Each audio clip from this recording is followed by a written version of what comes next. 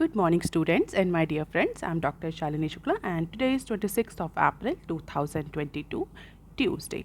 Motivation of the day is never let success get to your head and never let failure get to your heart.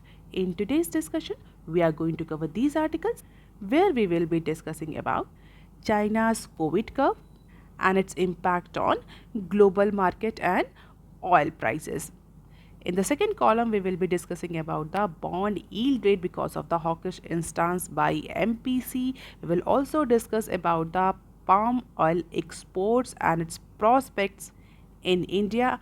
Apart from it, we will also discuss some short news clips that are related to revenue sharing model, India EU Trade and Technology Council, Twitter sale, military expenditure by India, and we will also discuss one editorial that is related to the economic growth of India. तो देख लेते हैं आज का पहला news article जो कि business standard के पेज नंबर 1 पर दिया हुआ है. China's COVID curve spook global markets. So because of the new restrictions in China and aggressive interest rate hike by US Federal Reserve, all the benchmark indices in India start facing the decline on Monday. तो China में Covid के cases बढ़ रहे हैं जिसकी वजह से China ने कुछ पार्ट एंड पार्सल्स पर नए रिस्ट्रिक्शंस या फ्रेश लॉकडाउन अनाउंस किए हैं, जिसकी वजह से जो चाइना की जो मार्केट है वहाँ पर भी जो शेयर्स हैं वो उनमें फॉल देखने को मिल रहा है. इसके अलावा यूएस फेडरल ने भी एग्रेसिव इंटरेस्ट रेट हाइक को इंडिकेट किया है in order to tackle the inflation. अपने यहाँ इन्फ्लेशन को टैकल करने के लिए यूएस फेडरल रिजर्व ने ये इंडिकेट किया है कि वो एग्रेसिवली इंटरेस्ट रेट हाइक करेंगे आगे आने वाले टाइम में. और ये सारे जो फैक्टर्स हैं they are actually leading to a concern about the global growth outlook, जिसकी वजह से जो इन्वेस्टर्स हैं वो अब सेफ हैवन्स की तरफ मूव कर रहे हैं instead of putting their money into risky market or emerging markets. Now investors are pulling off their money back and moving into the safe haven because of the concern about the global growth outlook. और ऐसा नहीं है कि ये जो impact हमें decline देखने को मिल रहा है ये सिर्फ हमें इंडिया के केस में देखने को मिल रहा है. ये जो इंडिया के जो ग्लोबल पीयर्स हैं वहाँ पर भी यही ट्रेंड है. And most global market extended Fridays loss which were triggered by the hawkish signal from the US federal. अगर इंडिया की बात करें तो इंडिया में जो बेंचमार्क इंडाइसेस हैं कौन कौन से, सेंसेक्स और निफ्टी. तो सेंसेक्स में 1.08% का फॉल देखने को मिला, निफ्टी में भी अप्रॉक्सीमेटली 1.27% का फॉल देखने को मिला because of these events, and these two indices dropped more than 1% on the second straight session on Monday. और यही जो डिक्लाइन है ये मंडे तक कंटिन्यू रहा. तो इसके अलावा अगर सेंसेक्स और निफ्टी के अलावा अगर आप अदर इंडाइसेस पर भी जाएं जैसे कि Nifty small cap, Nifty mid cap, इनमें भी हमें फॉल देखने को मिला. और इंडिया का VIX इंडेक्स है, आप मुझे कमेंट सेक्शन में लिखकर बताइए what is this index is all about India's VIX index. तो जो इंडिया का VIX इंडेक्स है ये इंक्रीज़ हो गया 16% से लेकर के 21.26% तक. तो इंडिया का जो VIX इंडेक्स है उसमें भी अप्रॉक्सीमेटली हमें इंक्रीज़ देखने को मिला. और अगर यूरोपियन मार्केट को देखें इंडिया के अलावा तो this is the performance by Indian indices और इंडियन बेंचमार्क इंडाइसेस. अगर हम यूरोपियन कंट्रीज़ के मार्केट को देखें तो वहाँ पर भी अप्रॉक्सीमेटली 2% का फॉल देखने को मिला because of the US federal interest rate hike and China's new curve और new restrictions on few part and parcels. तो अब अदर इंडाइसेस को भी देखें तो वहाँ पर भी हमें फॉल देखने को मिला. And China is world second largest economy and has shown no sign that it intend to live with the virus, जिसका इम्पैक्ट चाइना के भी स्टॉक्स में देखने को मिल रहा है, हमें यूरोपियन कंट्रीज़ के भी स्टॉक्स में देखने को मिल रहा है, US के स्टॉक्स में भी, इंडिया के स्टॉक्स में भी.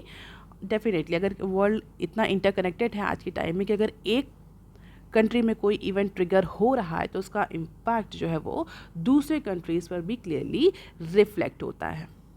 सो this is the Nifty performance. अगर टॉप लूजर्स की बात करी जाए तो Coal India, BPCL, Tata steel, SBI life, Hindalco.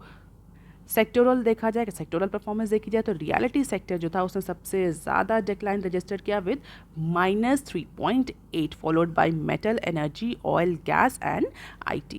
इसके अलावा ऑयल के प्राइसेस को भी अगर हम देखें तो ऑयल के प्राइसेस भी 6% तक कम हुए हैं मंडे को, और जो कि पिछले 2 वीक्स में सबसे बड़ा डिक्लाइन है on growing worries about the global energy demand outlook, क्योंकि कोविड-19 के केसेस बढ़ रहे हैं।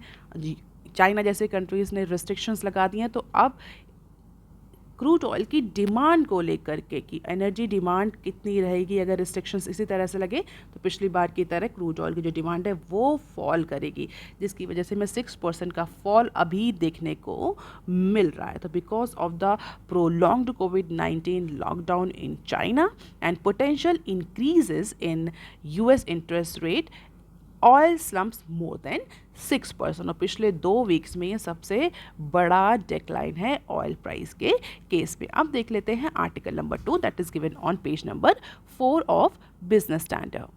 Yields fall 14 BPS on less hawkish stance by MPC. So number of factors including less hawkish tone by MPC, fall in global crude oil prices and traders rushing to cover short position led to a sharp fall in government's bond yield. तो कुछ सारे ऐसे international factor जो कि अभी हमने discuss किए, इसके अलावा जो इंडिया में MPC है that is monetary policy committee, उसके लेस हॉकिश टोन के बाद से गवर्नमेंट बॉन्ड यील्ड, जो गवर्नमेंट सिक्योरिटीज़ हैं, जो बॉन्ड्स हैं, उसकी यील्ड में हमें फॉल देखने को मिला, and this comes even as a broader sentiments of eminent rate hike still looms large to tackle the rise in prices. तो जिस तरीके से इन्फ्लेशन बढ़ रही थी और बढ़ रही है इंडिया में, उसको देखते हुए एंटिसिपेट किया जा रहा था कि MPC जो है वो रेट हाइक पर डेफिनेटली जाएगा, क्योंकि इन्फ्लेशन जो है वो 7 का मार्क क्रॉस कर चुकी है, जबकि जो टॉलरेंस लिमिट है RBI और MPC के केस में दैट इज़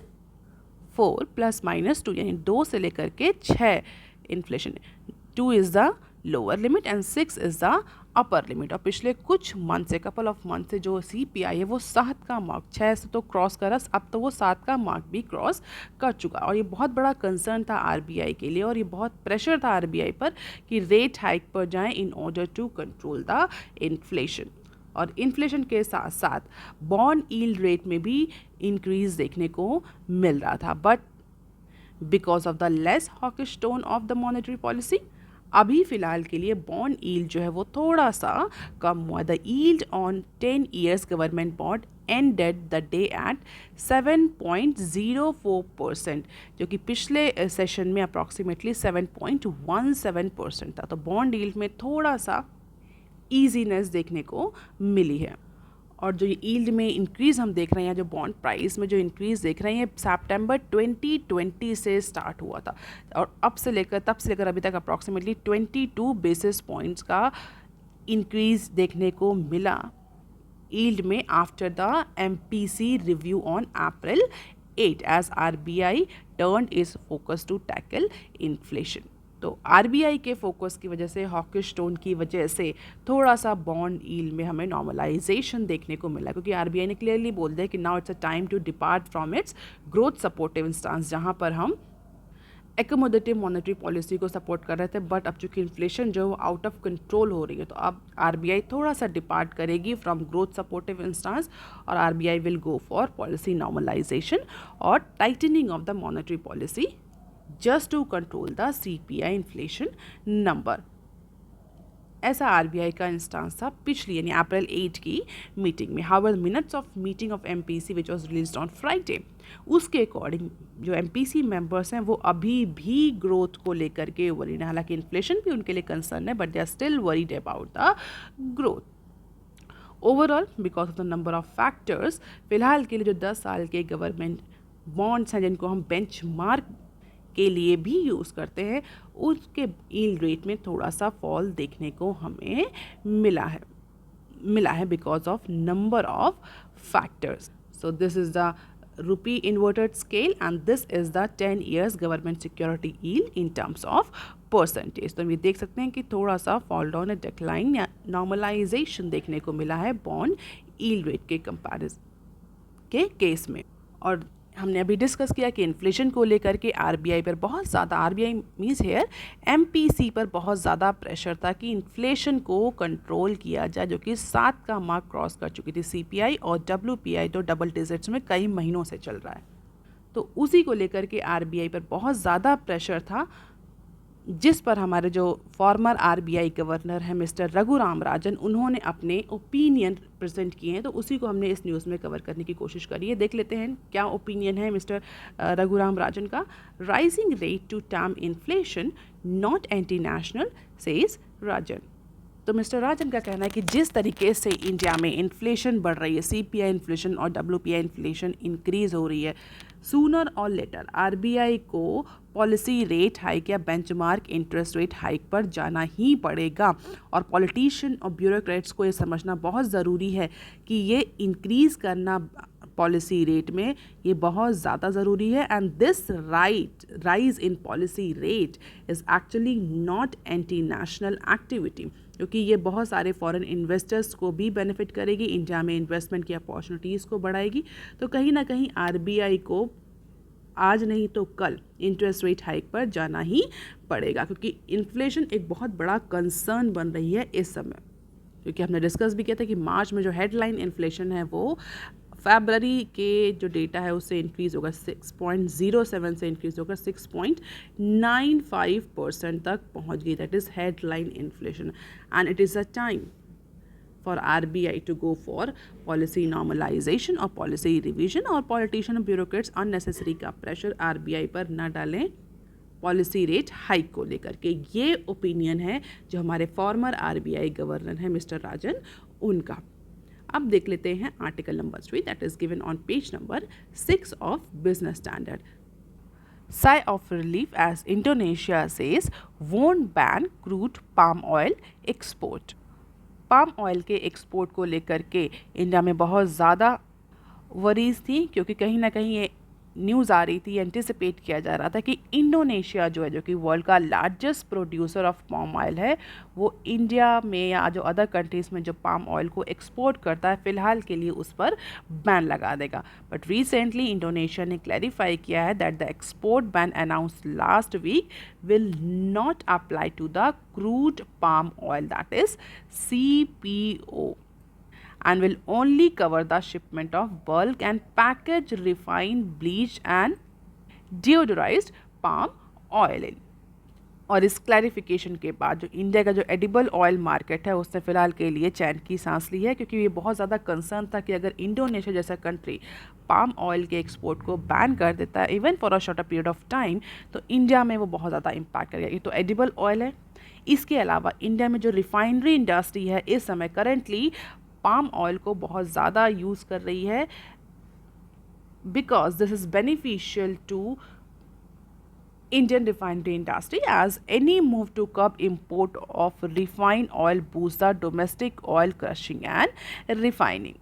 तो जो रिफाइनरी इंडस्ट्री है उसके लिए अगर इंपोर्ट पर किसी भी तरह का कर्ब लगता है CPO के इंपोर्ट पर because of the ban by Indonesia, तो definitely they have to rely on the domestic oil seed for crushing and refining. हालांकि इंडिया में जो 70% जो total annual palm oil import होता है, जो कि अप्रॉक्सीमेटली 8 to 8.5 मिलियन टन है, वो क्रूड फॉर्म में ही होता है, जबकि जो रेस्ट 30% जो होता है वो रिफाइंड पाम ऑयल होता है। तो 70% क्रूड फॉर्म में और 30% रिफाइंड फॉर्म में CPO या पाम ऑयल, हम कहें CPO नहीं, पाम ऑयल जो है वो इंडिया में इंपोर्ट होता है।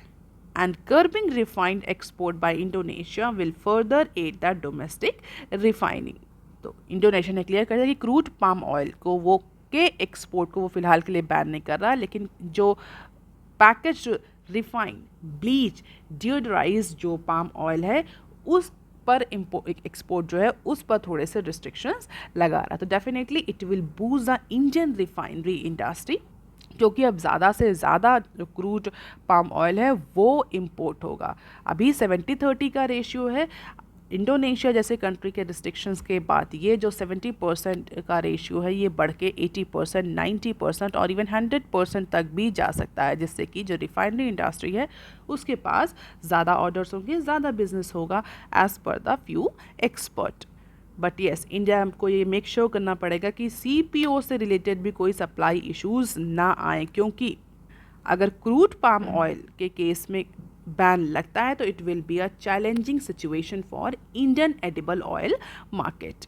And this is the graph about Malaysia's crude palm oil futures, जो कि फ़िलहाल के लिए डाउनवर्ड ट्रेंड में, और इसीलिए इंडोनेशिया ने जो बैन है वो इम्पोज किया। This is the benchmark crude palm oil and this is the future of palm oil और crude palm oil after the clarification. इसके अलावा अगर और एक एक्सपोर्ट कमोडिटी को देखा जाए तो उससे रिलेटेड भी न्यूज़ बिजनेस स्टैंडर्ड में दी हुई है आज, तो उसको भी कवर कर लेते हैं यहीं पर। Wheat export push under cloud as procurement drops. Trade sources के अकॉर्डिंग इंडिया को अपना जो डिसीजन है, जहाँ पर इंडिया ये वीट एक्सपोर्ट को पुश करने की बात कर रहा है, इस डिसीजन को रिकंसीडर करना चाहिए। And India might have to reconsider its decision to push the wheat export in a big way once 6 to 7 million tons of commodity is shipped out already. क्यों ऐसा करना चाहिए? Why trade sources are saying this? Why? Because the procurement drops. The procurement by the agencies has been dropped and that may lead to escalation into the floor price. आटे के जो price हैं वो increase हो सकते हैं. So this is needed to prevent the sharp escalation in the floor price that may be triggered due to the drop in procurement by agencies. क्यों? क्योंकि as per the official data पिछले साल के comparison में wheat procurement में 35% का fall देखने को मिल रहा है। एक साइड तो जो एजेंसीज हैं वो कम प्रोक्योरमेंट कर रहे हैं, दूसरे साइड जो इंडिया का जो एम्बिशियस प्लान है कि वीट एक्सपोर्ट को और ज़्यादा इंक्रीज किया जाएगा। ऑल दीज फैक्टर्स में lead to escalation into the domestic food prices and the wheat that are actually arriving at the mandis are almost 20% less than the equivalent numbers of last year. तो 35% procurement fall कर रहा है, 20% wheat का arrival जो कि wheat mandis में available है उसमें फॉल देखने को मिल रहा है।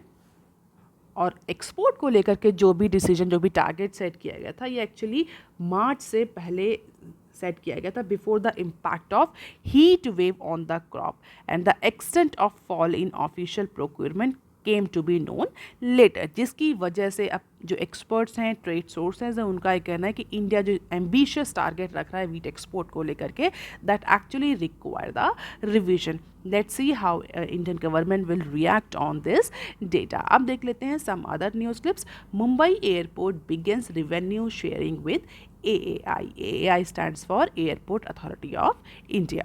So finally, Adani owned Mumbai International Airport. In short, we call it MIAL. So MIAL has reached an agreement with AAI, that is Airport Authority of India, for resuming the revenue payment. तो revenue sharing model को resume करने के लिए फ़िलहाल के लिए जो Mumbai international airport है, that reached an agreement with airport authority of India. तो फाइनल डिस्कशन हो चुका है इस पर्टिकुलर रिवेन्यू शेयरिंग मॉडल पर। और इसके अलावा मुंबई के अलावा जो दिल्ली इंटरनेशनल एयरपोर्ट है उससे भी फाइनल डिस्कशन कर चुका है स्टेट ओन एयरपोर्ट ऑपरेटर। तो दोनों ही एयरपोर्ट मैनेजिंग कंपनीज अडानी और दिल्ली की, they will start sharing their revenue with the airport authority of India, क्योंकि इस मंथ से early as the next month people ऐसा एंटिसिपेट किया जा रहा है कि जो ट्रैफिक है, फुटफॉल है, वो और ज़्यादा इंक्रीज़ करेगा। और अगर MIAL की बात करें तो recently MIAL has paid approximately ₹650 crore एज अ revenue sharing for January and March quarter.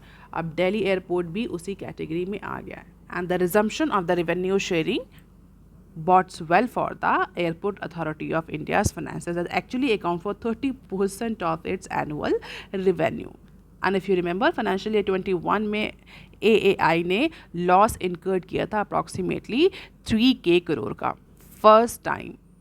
और इसी के बाद से ये स्टार्ट किया गया था कि जो एयरपोर्ट्स हैं उनका मैनेजमेंट और ऑपरेशन को प्राइवेटाइज किया जाए। तो under an agreement between AAI and India's 2 largest private operator that was sign in 2006 during privatisation, MAIL and DIAL have to pay part of their revenues to the authorities.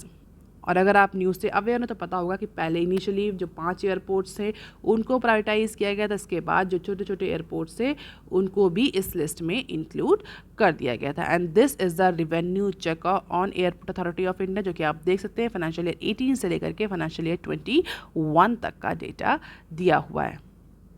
अब देख लेते हैं next clip. India EU agree to establish trade and technology council. पिछले कई दिनों से हम discuss करते आ रहे हैं कि UK और EU दोनों ही जो रीजन्स हैं, एक कंट्री है और एक ग्रुप ऑफ कंट्रीज हैं, they are very keen to sign the trade deal with India. और अभी रिसेंटली UK के जो प्राइम मिनिस्टर थे वो इंडिया विजिट पर थे और अभी यूरोपियन कमीशन के जो प्रेसिडेंट हैं वो इंडिया विजिट पर है।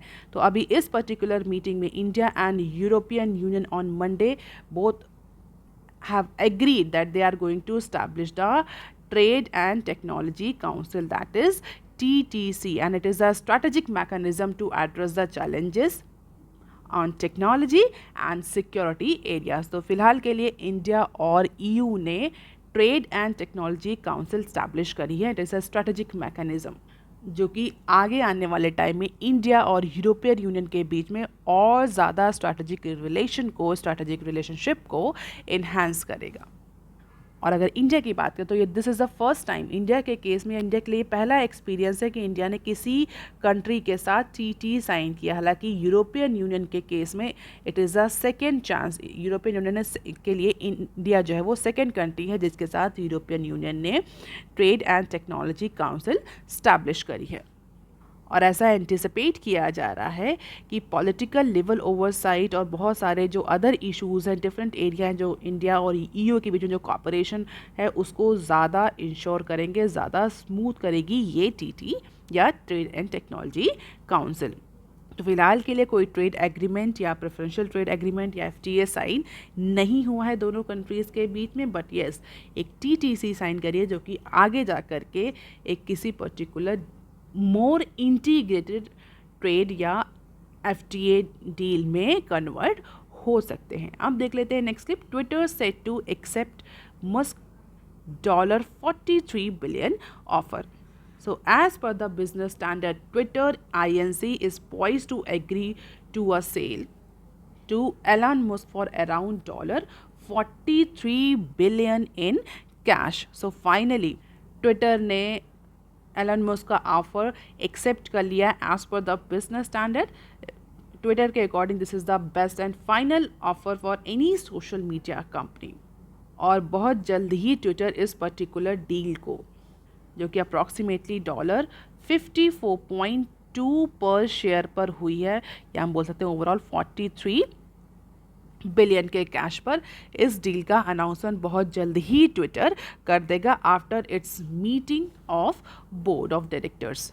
लेकिन जो पीपल अवेयर है मैटर से, उनका कहना है कि अभी तक जो नेगोशिएशन है वो पॉजिटिव है, लेकिन हो सकता है एट द एंड मोमेंट में या लास्ट मिनट में हो सकता है ये डील जो है वो कोलैप्स कर जाए। तो डील जब तक एग्जीक्यूट नहीं हो जाती तब तक कि इसको फाइनल नहीं मानना चाहिए, क्योंकि बहुत सारे ऐसे इश्यूज अभी भी पेंडिंग हैं जिस पर नेगोशिएशन ज़रूरी है। और हम सभी को पता है Musk is the world richest person according to the Forbes, और बहुत टाइम से वो ट्विटर को ख़रीदने के लिए अपनी इंटेंशन जाहिर कर रहे थे, और इसको लेकर के सोशल मीडिया पर भी बहुत सारे जोक्स और मीम्स क्रैक हो रहे थे।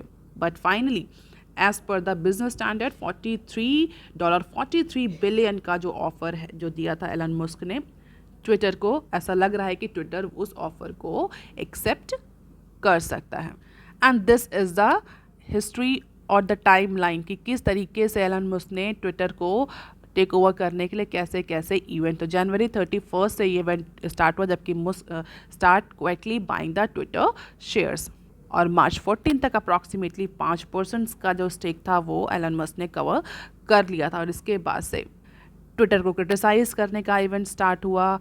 देन अप्रैल 4 में जो स्टेक था that become public and he is invited to join the Twitter's board. But इसके बाद एलन मस्क ने जो बोर्ड की सीट थी वो रिजेक्ट कर दी और ऑफर किया कंपनी को खरीदने के लिए $43 बिलियन पर। और अभी के according Twitter adopts a poison pill towards of the takeovers. तो लेट्स सी ये डील एक्चुअली एग्जीक्यूट हो पाती है या नहीं, but as per the news Twitter is happy with the offer of $43 billion. अब देख लेते हैं next clip. At $77 billion, India now third biggest military Spender.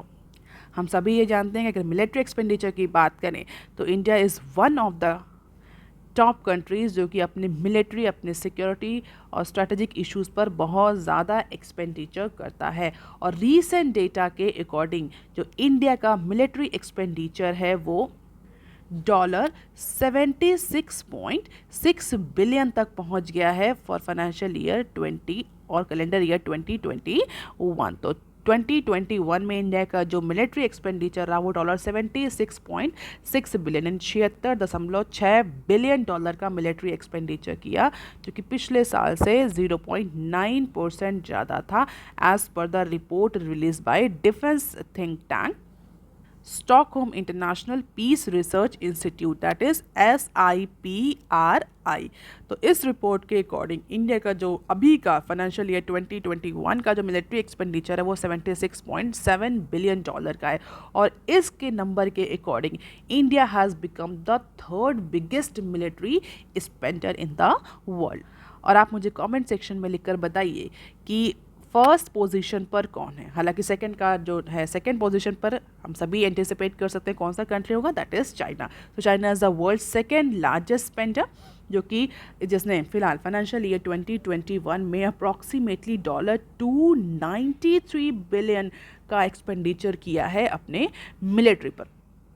और अगर हम देखें इंडिया का नंबर कहाँ, चाइना 293 और इंडिया 76.6, तो कितने गुना, कितने टाइम ज़्यादा है ये नंबर।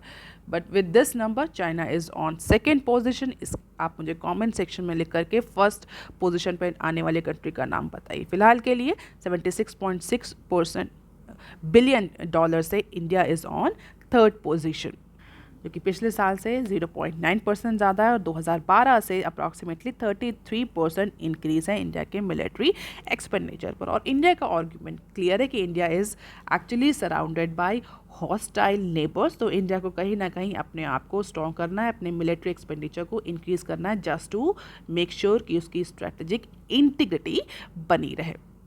अब देख लेते हैं next clip. On the job 7.5% growth not enough. ये बेसिकली एक एडिटोरियल है जहाँ पर मिस्टर महेश व्यास ने जो ग्रोथ प्रॉस्पेक्ट्स हैं, जो फाइनेंशियल एजेंसीज ने इंडिया के लिए जो growth prospect, GDP growth prospects दिए हैं फॉर फाइनेंशियल ईयर 23, उसको लेकर के अपने कमेंट दिए हैं, जहाँ पर ऑथर का ये कहना है कि जो 7.5% का ग्रोथ टारगेट रखा गया है, जो ग्रोथ प्रॉस्पेक्ट है इंडिया के लिए, दैट इज़ नॉट एनफ। तो पैंडेमिक में किस तरीके से लॉकडाउन हुए, लॉकडाउन ने किस तरीके से इंडियन इकोनॉमी को में स्लो डाउन को ट्रिगर किया, कई सारे इकोनॉमिक चैलेंजेस लाए, उसको डिस्कस किया गया। इसके बाद से इस आर्टिकल में जीडीपी को लेकर के, रियल जीडीपी, नॉमिनल जीडीपी के नंबर्स को भी डिस्कस किया गया है। Apart from it employment numbers को भी डिस्कस किया गया है। If you are interested in the data you can see this article on page number 7। But जहाँ जो मेन इशू है, अगर शॉर्ट फॉर्म में मैं आपको बताऊँ, जो मेन इशू है ऑथर का, मिस्टर व्यास का, वो ये है कि 7.5% का जो ग्रोथ, रियल जीडीपी ग्रोथ है with an 8.9% growth, it is an impressive, देखने में तो इम्प्रेसिव लग रही है, बट जीडीपी और अगर एम्प्लॉयमेंट का रेशियो देखा जाए तो उसके अकॉर्डिंग, इस जीडीपी नंबर के अकॉर्डिंग फाइनेंशियल ईयर 23 में इतना एम्प्लॉयमेंट जनरेट नहीं होगा। एम्प्लॉयमेंट के टर्म में this particular number is not actually enough. The problem with this growth is that still does not generate the jobs that are required to absorb the additional labour, जो कि इस साल available होगा as per the labour market supply. The employment elasticity of the growth need to rise. तो उसके according अगर employment generate करना है, वर्किंग हैंड्स को एम्प्लॉयमेंट प्रोवाइड करना है, इन्फ्लेशन जैसे जो और सारे इश्यूज़ हैं उनको मैनेज करना, in that case this particular GDP rate is not sufficient. क्योंकि अगर एम्प्लॉयमेंट का डेटा देखें तो it may be noted that 407.8 million employment expected in financial year 23 and would still be around 1.1 million less than it was in financial year 20, which was approximately 408.9. तो employment या job lead जो growth है वो नहीं देखने को मिलेगी and this will create the other challenges for economic. तो इस ग्रोथ रेट को इंक्रीज करना पड़ेगा as per mister Vyas. So that is all for today, students. If you want lecture PDF, you can join my Telegram channel. You can also follow me on other social media platforms. If you have any query and suggestion, you can write on comment section below. Please like, share and subscribe. Thank you.